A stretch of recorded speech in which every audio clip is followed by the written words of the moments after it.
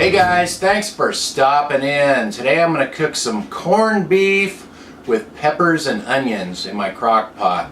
And I've never done this before. It's just one of my throw together meals with what I have on hand. So let's get crocking. I cook this way a lot. Just see what I have on hand and put something together. And the crock pot's good for cooking like this. So I have 3 bell peppers here about that size, a red one, a green one, and an orange one. I'm also going to cut up that onion, and then I have a corned beef brisket. This is the point cut. It's about 3 3/4 pounds. I'm going to cut this up into pieces because I think it gets more tender that way and also cooks more of the fat and salt out of it. So let me do that. We'll just get it all into the crock pot.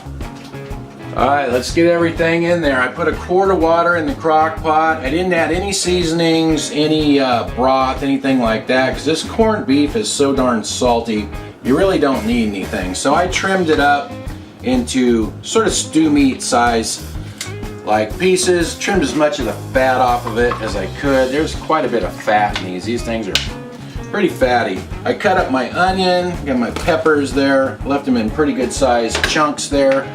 Kind of get everything mixed together.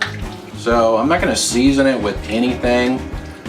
When it's all done and cooked, I'll taste it, and I may need to season it a little more then, but I don't want to over salt it or anything. It comes with one of these seasoning packs, but I don't really like those that much, so I'm not going to use that. Okay, I've turned this to high.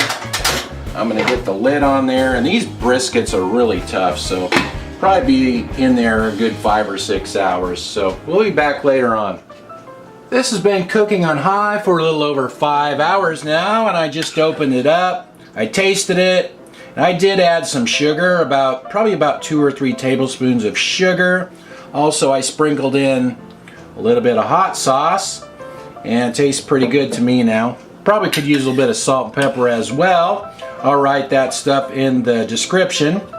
But I made some mashed potatoes over here. I think I'll just serve this with some mashed potatoes. So let me grab a plate. Well, this looks pretty good. Let's try it out.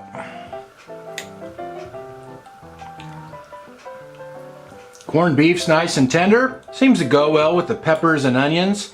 Mashed potatoes. You could actually serve it with rice or noodles or anything you want, I guess. It's kind of a different take on the corned beef. I do have a corned beef and cabbage video. I'll put the link to that one up at the end of this video, but this is pretty good for a change. I like it. Thanks for watching, you guys, and I'll talk to you next time.